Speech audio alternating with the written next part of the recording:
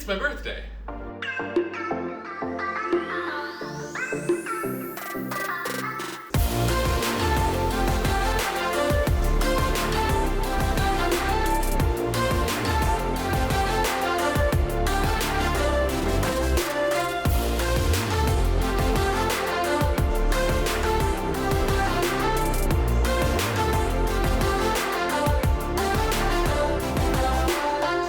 Normally I wouldn't give you assholes the time of day today. I'd be off partying or whatever it is I hypothetically do in my cool vlogger person life.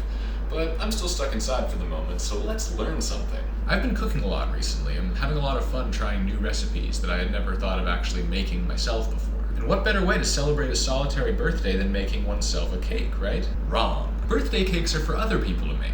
Meanwhile, I'm going to be making haggis. For those who don't know, haggis is a Scottish dish, generally elsewhere regarded as totally disgusting due to the fact that it is not only comprised largely of organ meats, but that it is traditionally cooked inside of a sheep's stomach. Well, why do people like it? Might be your first question after hearing that. And frankly, you should be embarrassed, because a far better question is why on earth would someone come up with it in the first place? The answer to your silly question, however, is because it's delicious. I do not have the resources, constitution, or likely even the necessary equipment to make a proper haggis from scratch. But luckily, there is a phenomenon that's been sweeping the nation that I will gladly take part in. That's right, vegetarian haggis. Sounds kind of ridiculous in light of the near ultimate meatiness of what I've been describing, I know. But honestly, what makes haggis so good is in large part the spices and the texture, and those are transferable qualities. So today I'll be attempting to make a vegetarian haggis using a recipe by Graham Campbell, who is a chef of some sort, presumably. Alright, so here are all of our ingredients, hopefully. We got the spice medley. This time around, sage, rosemary, and thyme will indeed be going to Scarborough Fair, but parsley will not be joining them. A really interesting aspect of this recipe is the cabbage concept. It's what I'm most excited about and also most terrified about. That in order to simulate the sheep stomach of an actual haggis, I'm actually going to be wrapping the haggis in cabbage leaves. Got a lemon here, just picked from the lemon tree outside, actually. In this reality, I am the lemon stealing whore. Salt, lentils, beans. These are not the right kind of beans. These are pintos, and the recipe calls for something that stores don't carry. Oats are a major textural component of a traditional haggis. Shallots, because we fancy. Seeing as the theme of this show is theoretically me getting around to things I wouldn't have done otherwise, I think a cooking video is a great opportunity for me to finally sharpen all of our dull knives. And now you're gonna need a whetstone, which I like to call a knife sharpener. Fun fact, I never knew that you're actually supposed to soak these in water before you use them, which is a fascinating realization about why it's called a whetstone until you also realize that's not why it's called a whetstone. Holy. I don't know if I'm supposed to pat this dry or something, but I'm just gonna not. You're gonna wanna figure out what the coarse side of this is, because there's a sharpener and a refiner side. So just kind of run your finger along it, and then decide that you actually do want to wipe it down with a paper towel. There you go. You're gonna wanna start with the coarser grain. It's like filing your nails, just more hardcore. Hold the blade away from you at like an angle, and then go like that. When your knife is sharp, it's just gonna go through the food and it won't do things like catch and fly all over the place and wind up going into you. Theoretically. Who knows, maybe you're supposed to do it like a bunch more times. We don't have time for that. I was really excited when this thing arrived in the mail the other day in a care package from my parents. Seeing as I have nothing to do anymore ever, I was just like, I'm gonna sharpen my knives this afternoon. Went out into the yard, played some music, started sharpening my knives, and then realized that looked really creepy.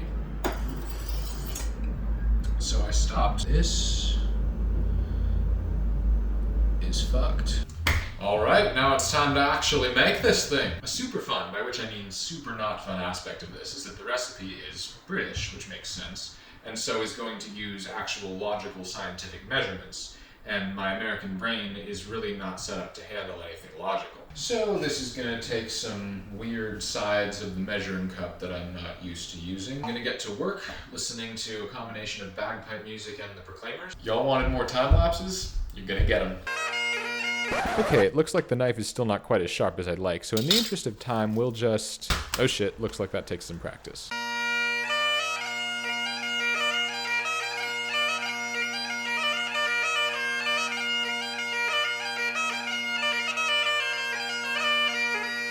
Okay, so what I'm rapidly realizing is that I should have prepared all of these ingredients beforehand. Learn from my mistakes.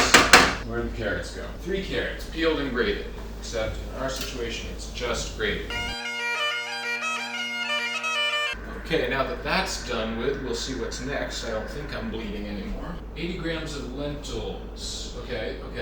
Lentils and lemon zest. Okay, 80 grams. This is 15 ounces, which is 425 grams. So we want, what, like a fifth of this can? Okay. Wash the can, you don't know where it's been. Get the carrots out of here, they're taking up space. Drain these.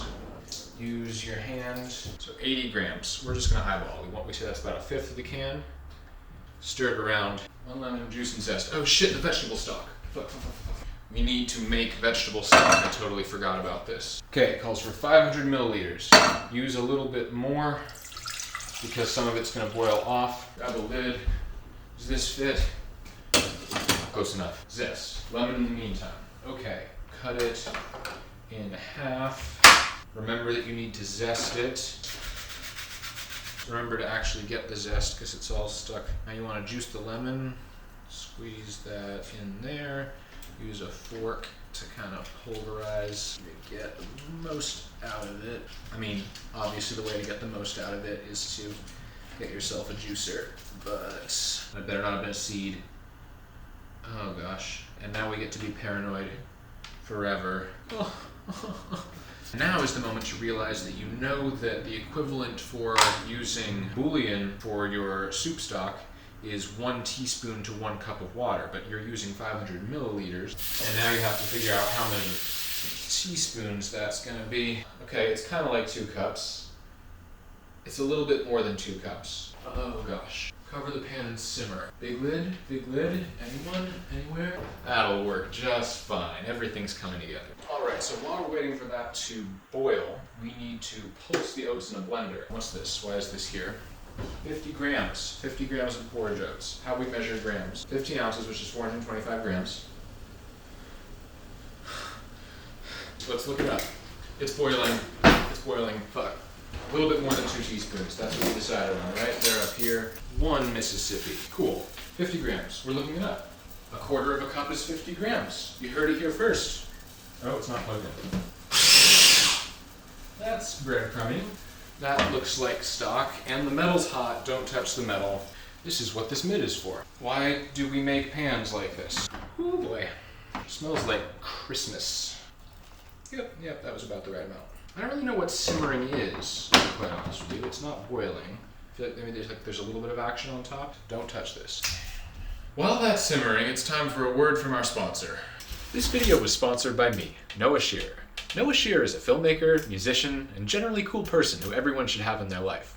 For a 30-day free trial of Noah Shearer, hit the like and subscribe buttons below.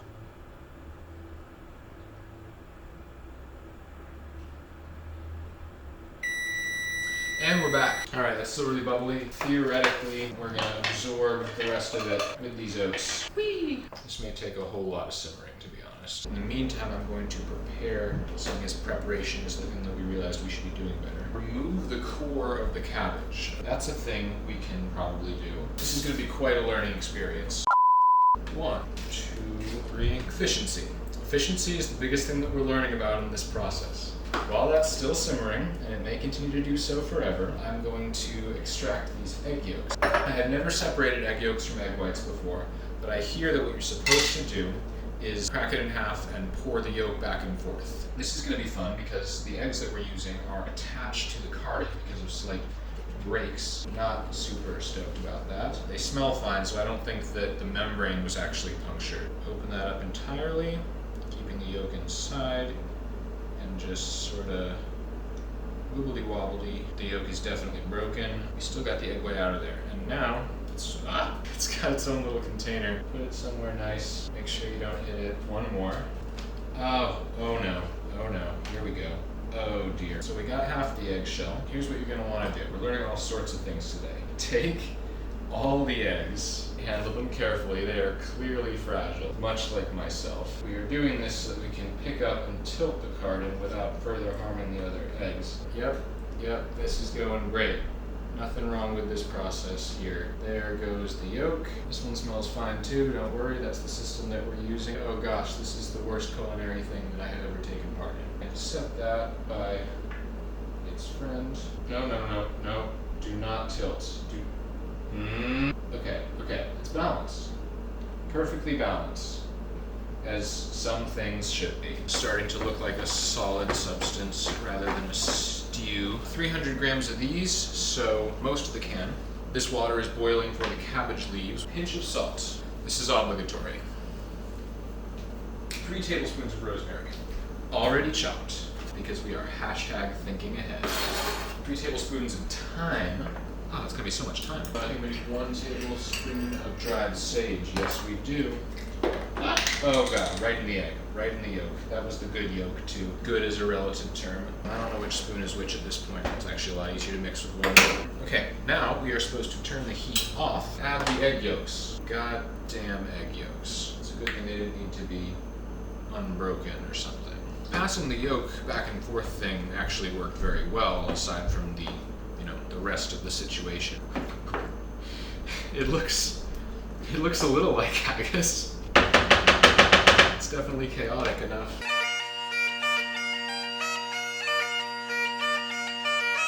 We're getting there. It's taken forever, but we're getting there. These are fine. Sandwich these leaves between tea towels and roll them flat. To do this, you would traditionally use a rolling pin. The most appropriate solution that I have is this bottle of scotch. Firmly, yeah, you get the deal. We are using cling wrap to hold the leaf together because the leaf isn't going to hold itself. Roll that right up. I was never good at making burritos. Look at that. Cute little haggis right there. Our freaky cabbage stomach haggises are now poaching in boiling water inside of cling wrap, which seems very confusing to me. In the meantime, I had remembered that if we are going to properly enjoy this delicious Scottish treat, we are going to need to serve it with some Neeps and Tatties. Hello everyone, and welcome back to another episode of Nibbling with Noah. This week we're going to be making a delicious Scottish side dish known as Neeps and Tatties, or, for you lowlanders, mashed turnips and potatoes, a classic accompaniment to haggis. Other ingredients we'll be using for this are some good old salt, butter, and pepper. Make sure to forget your vegetable peeler so as to waste more time. Begin by removing the gross bits from your potatoes. No need to remove the skin this time though. I tried to get white pepper to do that thing where we even remove racial diversity from our side dishes, but my Instacart shopper did not realize the distinction mattered, so here we are. Whoops. Chop up those potatoes into chunks so they'll boil through quickly. Now do the same with the turnips, they seem clean enough, so whatever. Once your neeps are boiled, as they will likely be done first, add some butter. Sometimes less is more, but more is more in this case. Ew, gross. Grab your masher and go to town. Seems like an overly specific tool, but once you need it, it's the best, and one should never overlook mashed root vegetables as a great dinner option anyway. Add some salt and pepper maybe. I just kinda did this instinctually, they were meant for the tatties. Now set that back on the burner and cover to stay warm. Tatty time. Do literally the same thing here. No idea if this part's kosher, but honestly I just really didn't want to make mashed potatoes without some parsley. Now you've got yourself a bloody good traditional Scottish side. Far simpler than what it's about to be paired with and great for all occasions. Alright, it's time for the moment of truth right here. This is turning into an unboxing video. Oh, it's so hot. Empty that out there. This is definitely more liquidy than it was supposed to be, but it's still shapeable. And that's looking pretty good to me, honestly. Okay, so haggis, neeps, tatties. Oh, those are not solid. And there is our haggis.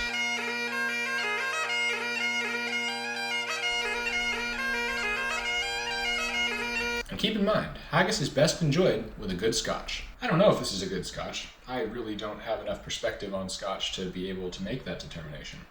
But if you think that I'm above drinking in the middle of the day when the world is literally ending and I have nothing to do after this, your arse is out the windy. This is actually very good. I'm not totally convinced it tastes like haggis. It tastes delicious. I think I would call this a success.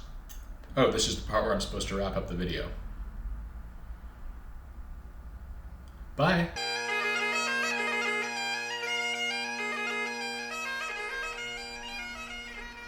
So what do you think? Well, I gotta admit, I didn't have any faith in you.